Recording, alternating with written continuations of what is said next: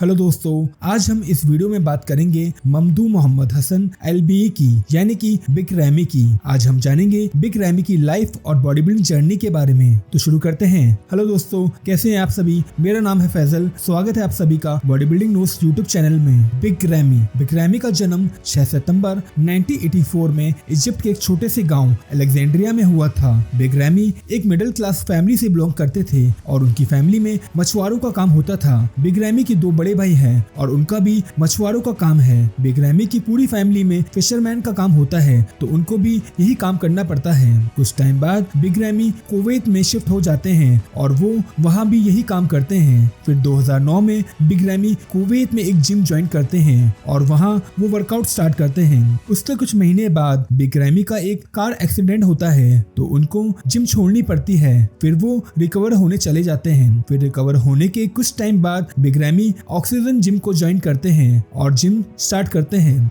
Big ramie ने जब gym शुरू की थी तब उनका वेट 180 lbs था और कुछ टाइम बाद उन्होंने अच्छा मसल मास गेन कर लिया था। अब उनका वेट 200 lbs हो गया था। ये बात है 2011 की और 2022 तक उनका वेट 246 lbs हो गया था। बिग रैमी की ग्रोथ एक नॉर्मल बॉडी बिल्डर की तरह नहीं हो रही थी। उन्होंने 2 साल में 100 lbs से ज्यादा वेट गेन कर लिया था और ये कोई नॉर्मल बात नहीं थी कि कोई इतनी जल्दी इतना वेट गेन कर रहा हो। और 2012 में बिग रैमी ने अपना पहला बॉडी बिल्डिंग कॉम्पिटिशन खेला, कुवैत गोल्डन कप, और वो अपना पहला बॉडी बिल्डिंग कॉम्पिटिशन आसानी से जीत गए। फिर 2012 में ही उन्होंने अमेचर ओलंपिया खेला और बिग रैमी इसे भी आसानी से जीत गए, यानी कि वो प्रो कार्ड जीत गए थे और वो IFBB के प्रोफेशनल बॉडी बिल्डर बन गए थे। ऐसा मैंने कभी नहीं देखा और शायद आप लोगों ने भी नहीं देखा होगा कि कोई बॉडी बिल्डर अपने करियर के 2 साल में ही प्रो कार्ड होल्डर बन गया हो। बिग रैमी ने आसानी से अपने सेकंड कंपटीशन में ही प्रो कार्ड जीत लिया था और उन्होंने जब ये कंपटीशन खेला था तब उनका वेट 286 lbs हो गया था। इससे पता चलता है कि कुछ लोग सिर्फ बॉडी बिल्डिंग के लिए ही बने होते हैं और उनके जेनेटिक सिर्फ बॉडी बिल्डिंग के लिए होते हैं। इसके बाद बिग रैमी को ओलंपिया के लिए क्वालिफाई होना था, तो इसलिए उनको प्रो शो खेलना होगा, तभी वो ओलंपिया के लिए क्वालिफाई कर पाएंगे। तो उस time big ramie oxygen gym में ट्रेन करते थे और उस जिम के ओनर बदर बदाई थे और वहाँ बिग रैमी के साथ डेनिस जेम्स भी ट्रेन करते थे। तो डेनिस जेम्स ने बदर बदाई को बोला कि वो रैमी को न्यूयॉर्क प्रो कंपटीशन खिलाएं, जिससे उनको उनका पोटेंशियल पता चल जाएगा और वो उनको कैमल क्रू में ज्वाइन करा सकते हैं और अगर वो ये कंपटीशन जीत जाते हैं तो वो मिस्टर ओलंपिया के लिए भी क्वालिफाई कर जाएंगे। फिर बिग रैमी न्यूयॉर्क आए और वो न्यूयॉर्क प्रो शो खेलने के लिए उतर गए। उस साल बिग रैमी के साथ विक्टर मार्टिनेज भी खेल रहे थे और रैमी ने मार्टिनेज को आसानी से हरा दिया और वो सब लोगों की नजर में आ गए और लोग उनको जानने लगे। इससे पहले बिग रैमी को कोई नहीं जानता था और सब इनको देख के सोचने लगे थे कि ये मास मास्टर कौन है और इसने इतनी आसानी से हमारे बॉडी बिल्डर को कैसे हरा दिया। और वहाँ सब लोग बस यही बातें कर रहे थे। इससे बिग रैमी काफी फेमस हो गए थे और उनको सब लोग जानने लगे थे।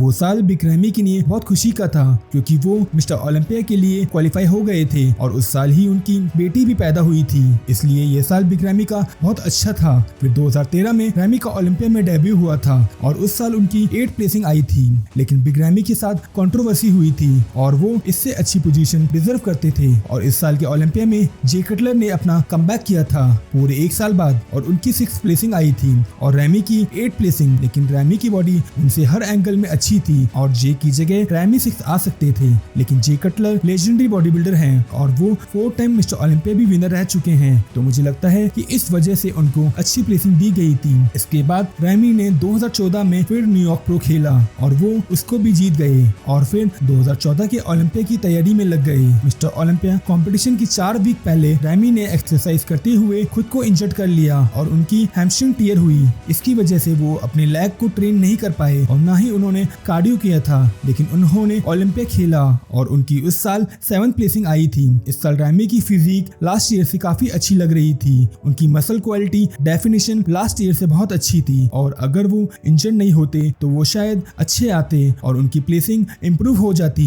इसके बाद रैमी ने 2015 में आर्नोल्ड क्लासिक खेला और वो वहाँ फर्स्ट आए थे। रैमी के लिए ये बहुत बड़ा अचीवमेंट था और फिर उन्होंने मिस्टर ओलंपिया में पार्टिसिपेट किया। इस साल रैमी ने एक रिकॉर्ड तोड़ा जो सबसे हैवी वेट का था। वो इस साल स्टेज पर 316 पाउंड के साथ आए थे और इतने वेट के साथ अभी तक कोई भी बॉडी बिल्डर स्टेज पे नहीं उतरा था। 2015 में रैमी की 5th प्लेसिंग आई थी और फिर 2016 के ओलंपिया में वो 4th आए। और क्या आपको पता है 2016 में रैमी इंडिया आए थे शेरू क्लासिक में गेस्ट बन के, और उस टाइम पे उनकी नी ट्विस्ट हो गई थी जिसकी वजह से वो गिर गए थे और इंजर्ड हो गए थे। इस इंजरी से रैमी को रिकवर होने में 5 हफ्ते लग गए थे और फिर 2017 में रैमी ने बहुत अच्छा इंप्रूवमेंट किया और वो सीधे फिल हील्थ के बगल में आके खड़े हो गए। इस साल रैमी की 2nd पोजीशन आई थी और इस साल रैमी ने फिल हील्थ को बराबर की टक्कर दी थी। अब तक रैमी फैंस के चहीते बन चुके थे और सब लोग चाहते थे कि रैमी ही जीते। फिर आता है 2018 का साल। ये साल रैमी के लिए अच्छा साबित नहीं हुआ। इस साल रैमी की प्लेसिंग 2nd से सीधे 6th पे चली गई थी। रैमी अपने मसल मास को बढ़ाते जा रहे थे और वो काफी बड़े होते जा रहे थे,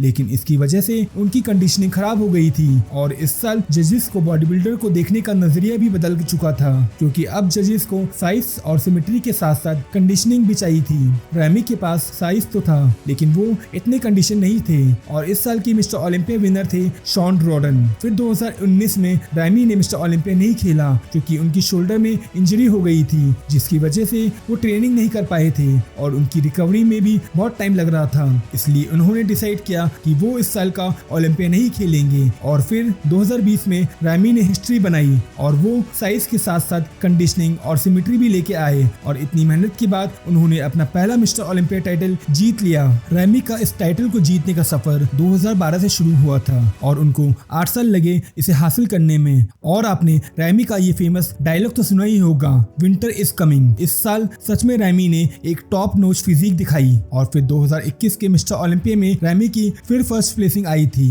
लेकिन इस साल रैमी लास्ट ईयर की तरह कंडीशन नहीं थे और उनकी मल्टीपल इंजरी का असर अब दिखने लगा था। उनकी ट्राइसेप बिल्कुल गायब हो चुकी थी, जिससे उनका आर्म का साइज बहुत कम हो चुका था और उनकी लोअर बैक तो डिसअपियर हो चुकी थी। अब उनकी फिजिक में बहुत सारे फ्लोज आ चुके थे, लेकिन फिर भी रैमी 2021 का ओलंपिया जीत गए थे। लेकिन इस साल हार्डी शुपन को जीतना चाहिए था और इसकी वजह से ये ओलंपिया भी कंट्रोवर्शियल बन गया था। फिर इसके बाद उन्होंने 2022 में फिर मिस्टर ओलंपिया खेला और इस साल रैमी के साथ फिर से वैसे ही हुआ जो 2017 और 2018 में हुआ था। इस साल रैमी सीधे फर्स्ट पोजीशन से 5th पोजीशन पे आ गए थे और उनकी फिजिक में काफी फ्लॉज दिख रहे थे। तो दोस्तों, अक्सर बॉडी बिल्डर के साथ ऐसा होता है कि ज्यादा ट्रेनिंग और मल्टीपल इंजरी से उनको ये गेम छोड़ने पड़ता है, पर रैमी ने ऐसा नहीं किया। वो 2023 के आर्नोल्ड क्लासिक में फिर उतरते हैं, लेकिन उनकी इसमें भी अच्छी प्लेसिंग नहीं आती, वो 4th आते हैं। अब तक बिग रैमी समझ चुके थे कि उनको रेस्ट करना चाहिए, तो रैमी ने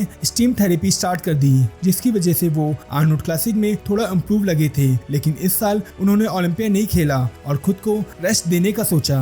अभी भी रैमी की स्टीम थेरेपी चल रही है और मुझे लगता है कि उनको इससे काफी अच्छे रिजल्ट मिले हैं। उनकी अब ट्राइसेप और लोअर बैक दिखने लगी है और वो फुल भी दिखने लगे हैं। वैसे रैमी पूरे साल ही कंडीशन रहते हैं, वो बिल्कुल ऑफ पे नहीं जाते हैं और उनकी फिजिक अभी कुछ ऐसी दिख रही है। दोस्तों, आपको क्या लगता है, इस साल रैमी मिस्टर ओलंपिया खेलेंगे या नहीं? और अगर वो खेलते हैं तो क्या वो जीत पाएंगे? अपना सजेशन कमेंट में जरूर बता के जाना। पर मैं तो बिग रैमी को ही इस साल जीतते हुए देखना चाहता हूँ, बाकी अब उन पे है। तो इस वीडियो को यही खत्म करते हैं। अगर आपको ये वीडियो अच्छी लगी है तो लाइक करके जरूर जाना। इस वीडियो में मैं लाइक का टारगेट रख रहा हूँ और वो छोटा सा टारगेट है, बस 202 लाइक का। प्लीज करवा देना और इस चैनल को सब्सक्राइब कर देना।